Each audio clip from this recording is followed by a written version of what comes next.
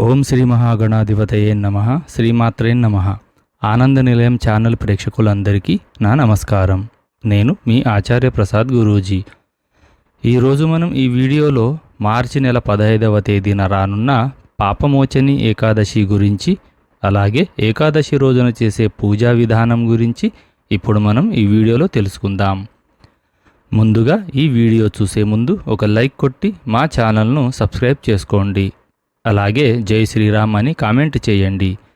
ఈ నెల మార్చి 15వ తేదీన ఆదివారం నాడు అత్యంత శక్తివంతమైన పాపమోచని ఏకాదశి ఏర్పడుతుంది.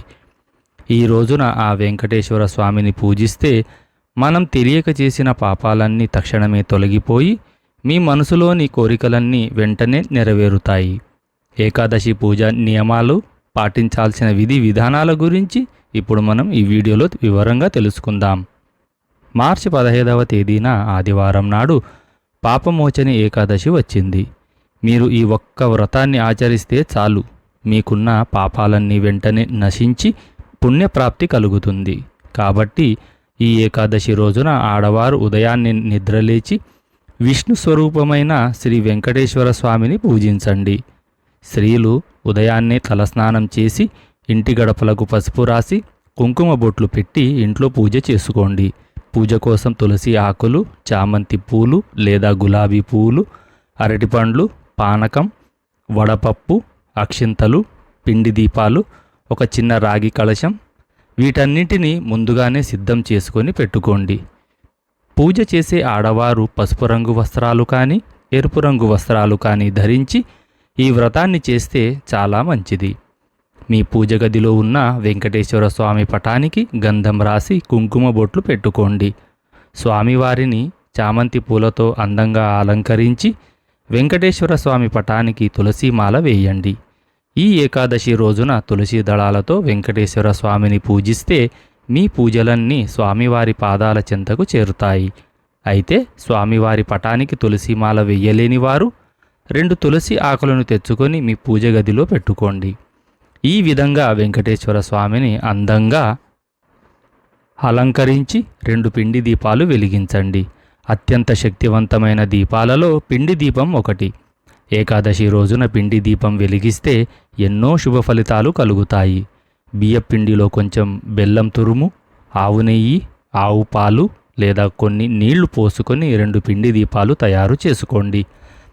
ఈ పిండి దీపాలకు కుంకుమ బొట్లు పెట్టి ఆవు నెయ్యితో దీపారాధన చెయ్యండి. పిండి దీపాన్ని నేలపైన పెట్టకూడదు. దీపం కింద తమలపాకును పెట్టుకోవాలి. ఒక్కో దీపంలో 5 ఒత్తులు వేసి ఈ 5 ఒత్తులను ఒకటిగా కలిపి దీపారాధన చేయండి. పూజ గదిలో కొన్ని అక్షింతలను కూడా పెట్టుకోండి. అలాగే ఒక చిన్న రాగి కలశంలో కొన్ని నీళ్లు పోసి అందులో 2 తులసి దళాలు వేసి ఈ తులసి తీర్థాన్ని మీ పూజ గదిలో పెట్టుకోండి. ఇక పూజలో వెంకటేశ్వర స్వామికి నైవేద్యంగా వడపప్పు, పానకం లేదా అరటిపండ్లు నివేదించండి. ఈ విధంగా స్వామివారిని పూజిస్తూ గోవిందనామాలు చదువుకోండి. లేదా ఓం నమో భగవతే వాసుదేవాయ అనే మంత్రాన్ని 21 సార్లు కానీ 108 సార్లు కానీ జపించండి. ఏకాదశి రోజున ఈ మంత్రాన్ని చదివితే ఎంతటి కష్టమైనా వెంటనే తొలగిపోతుంది. ఇక చివరగా స్వామివారికి హారతి సమర్పించి నమస్కారం చేసుకోండి. ముద్ద కర్పూరంతో వెంకటేశ్వర స్వామికి హారతి సమర్పించాలి.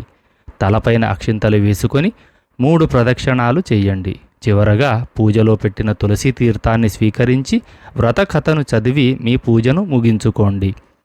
ఈ వ్రతాన్ని ఆచరించే ఆడవారు తప్పనిసరిగా ఉపవాసం ఉండాలి.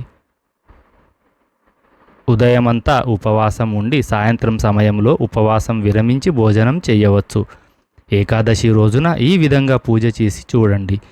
మీరు అనుకున్న పనులన్నీ ఖచ్చితంగా నెరవేరుతాయి. వెంకటేశ్వర స్వామి అనుగ్రహంతో మీరు కోరిన కోరికలన్నీ నెరవేరుతాయి. అయితే ఇదంతా చేయడం కష్టమని భావించేవారు మీ దగ్గరలో ఉన్న వెంకటేశ్వర స్వామి దేవాలయానికి వెళ్ళి దేవాలయంలో దీపం వెలిగించి ధ్వజస్తంభం చుట్టూ ప్రదక్షిణాలు చేసి స్వామివారికి తులసీమాలను సమర్పించండి. చాలా మంచి జరుగుతుంది. ఈ ఒక్క ఏకాదశి రోజున ఉపవాసం ఉంటే చాలు, మీకు 1000 అశ్వమేధ యాగాలు చేసినంత పుణ్యఫలితం లభిస్తుంది. ఇక ఆదివారం వచ్చింది కదా అని చాలామంది మాంసాహారం తింటారు. కానీ ఏకాదశి కలిసి వచ్చిన ఈ ఆదివారం నాడు పొరపాటున కూడా మాంసాహారం తినకూడదు. ఏకాదశి రోజున మాంసాహారం తింటే మీ కుటుంబంలో కష్టాలు ప్రారంభమవుతాయి. అలాగే ఈ ఏకాదశి వ్రతాన్ని చేసేవారు ఉల్లిపాయ మరియు వెల్లుల్లిని కూడా తినకూడదు. ఇక ఏకాదశి రోజున తప్పనిసరిగా మీ ఇంటి గుమ్మం బయట పసుపుతో స్వస్తి గుర్తు వేసుకోండి. మీ ఇంటికి సకల శుభాలు కలుగుతాయి. ఇక ఈ రోజున తప్పనిసరిగా తులసి కోటను పూజించాలి. సాధారణంగా ఆదివారం రోజున తులసిని పూజించకూడదని అంటారు. కానీ తులసి కోటకు నీళ్లు పోయకుండా తులసి ముందు దీపం వెలిగిస్తే ఎలాంటి దోషమూ ఉండదు. ఏకాదశి రోజున తులసి కోటలో దీపం వెలిగిస్తే వైకుంఠ ప్రాప్తి కలుగుతుంది. అలాగే ఏకాదశి రోజున ఇంట్లో పూజ చేసేటప్పుడు పూజ గదిలో విష్ణుమూర్తి దగ్గర 2 యాలకులు పెట్టి పూజ చేసుకోండి. పూజ పూర్తయిన తర్వాత ఈ యాలకులను తీసి మీ బీరువాలో పెట్టుకోండి. ఇలా చేస్తే మీ ఇంట్లో లక్ష్మీదేవి స్థిర నివాసం ఉంటుంది. అలాగే మీ ఇంట్లో ఉన్న దరిద్ర దేవత బయటకు వెళ్ళిపోవాలంటే కర్పూరం పైన ఒక యాలకును పెట్టి మీ ఇల్లంతా పొగవేయండి. మీ ఇంట్లో ఉన్న నెగిటివ్ ఎనర్జీ మొత్తం తొలగిపోతుంది. ఇక మీ ఇంటి సంపద బాగా పెరగాలంటే మీ బీరువాలో డబ్బు దాచే ప్రదేశంలో పచ్చ కర్పూరం పెట్టుకోండి. మీ ఇంటికి ధనాకర్షణ పెరిగి ఇంటి ఆదాయం బాగా పెరుగుతుంది.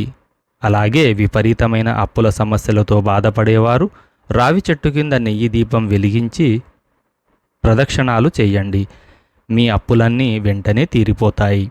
అలాగే ఉద్యోగ ప్రయత్నాలు చేసేవారు రావి చెట్టుకు 7 ప్రదక్షిణాలు చేస్తూ ఓం నమో భగవతే వాసుదేవాయ అనే మంత్రాన్ని జపించండి. మీరు కోరుకున్న ఉద్యోగం ఖచ్చితంగా మిమ్మల్ని వరిస్తుంది. మన హిందూ ధర్మశాస్త్రాల ప్రకారం ఈ ఏకాదశి రోజున ఎట్టి పరిస్థితుల్లోనూ అన్నం తినకూడదని నియమం ఉంది. ఎందుకంటే వడ్ల ధాన్యాలలో సకల పాపాలు నివసిస్తాయట. కాబట్టి ఏకాదశి రోజున అన్నం తింటే పాపాన్ని తిన్నట్టేనని కొంతమంది నమ్ముతారు. అలాగే ఏకాదశి రోజున పొరపాటున కూడా తులసి ఆకులను కోయకూడదు. కాబట్టి ఏకాదశి పూజకు ఒకరోజు ముందుగానే తులసి ఆకులను కోసుకొని భద్రపరచుకోండి. ఏకాదశి రోజున తులసి ఆకులు కోస్తే అసలు మంచిది కాదు. మీ జీవితంలో ఏమీ లేని స్థాయి నుండి గొప్ప స్థాయికి ఎదగాలంటే ఈ ఏకాదశి సాయంత్రం పూట తులసి కోటలో ఆవు నెయ్యితో 9 వత్తుల దీపం వెలిగించి తులసి చెట్టుకు 11 ప్రదక్షిణాలు చేస్తూ ఓం శ్రీం హ్రీం క్లీం మహాలక్ష్మీయే నమః అనే మంత్రాన్ని జపించండి. లక్ష్మీదేవి అనుగ్రహంతో త్వరగా ధనవంతులయ్యే యోగం కలుగుతుంది. అలాగే ఈ ఏకాదశి రోజున గోవుకు 3 ప్రదక్షిణాలు చేస్తే భూప్రదక్షిణ చేసినంత ఫలితం దక్కుతుంది. అలాగే గోవుకు అరటిపండ్లు ఆహారంగా పెడితే ముక్కోటి దేవతల ఆశీర్వాదంతో కోరిన కోరికలన్నీ నెరవేరుతాయి. ఈ ఆదివారం ఉదయాన్నే స్నానం చేసేటప్పుడు నీటిలో చిటికెడు పసుపు కలిపి స్నానం చేయండి. జాతక దోషాలన్నీ తొలగిపోతాయి. అలాగే ఏకాదశి అందులోనూ ఆదివారం కాబట్టి సూర్యుడికి నీటితో అర్ఘ్యం సమర్పించి నమస్కారం చేసుకోండి. జాతకంలో సూర్యబలం పెరిగి అదృష్టం కలిసి వస్తుంది. అలాగే ఈ ఏకాదశి రోజున మీ ఇల్లంతా పసుపు నీళ్లు చల్లుకోండి. మీ ఇంట్లో ఉన్న నెగిటివ్ ఎనర్జీ మొత్తం తొలగిపోతుంది. అనారోగ్య సమస్యలతో బాధపడేవారు విష్ణుమూర్తి పాదాల దగ్గర తులసి దళాలను పెట్టి నమస్కారం చేసుకోండి. అనారోగ్య సమస్యలు లేకుండా మీ ఆయుష్ పెరుగుతుంది. జాతకంలో శని దోషం ఉన్నవారు ఈ ఏకాదశి రోజున రావి చెట్టు కింద నల్ల నువ్వులు పోసి రావి చెట్టుకు నమస్కారం చేసుకుంటే మీకున్న శని దోషాలన్నీ వెంటనే తొలగిపోతాయి. ఇక ఆదివారం వచ్చింది కదా అని చాలామంది జుట్టు కత్తిరించడం, గోళ్ళు కత్తిరించడం చేస్తూ ఉంటారు. కానీ ఏకాదశి రోజున జుట్టు, గోళ్ళు అస్సలు కత్తిరించకూడదు. ముఖ్యంగా సంతానం లేని దంపతులు ఏకాదశి వ్రతాన్ని ఆచరిస్తే గనక ఖచ్చితంగా సంతాన ప్రాప్తి కలుగుతుంది. అలాగే ఆర్థిక కష్టాలతో బాధపడేవారు ఈ వ్రతాన్ని ఆచరించండి. ధనపరంగా బాగా కలిసి వస్తుంది. ఇక వివాహ ప్రయత్నాలు చేసేవారు ఈ ఏకాదశి రోజున విష్ణుమూర్తికి పసుపు రంగు వస్త్రాలు లేదా పసుపు రంగు పుష్పాలను సమర్పించండి. వివాహంలో ఆటంకాలు లేకుండా వివాహ యోగం కలుగుతుంది. ఈ ఏకాదశి రోజున చేసే దానం 100 రెట్లు ఎక్కువగా పుణ్య ఫలితాన్ని ఇస్తుంది. కాబట్టి ఈ ఏకాదశి రోజున తప్పనిసరిగా పేదలకు దానం చేయండి. ఏకాదశి రోజున ఈ నియమాలు పాటిస్తే విష్ణుమూర్తి యొక్క అనుగ్రహం తప్పక లభిస్తుంది. ఈ వీడియో గనక మీకు నచ్చినట్లయితే ఒక లైక్ కొట్టి మా ఛానల్ను సబ్స్క్రైబ్ చేసుకోండి. జై శ్రీరామ్.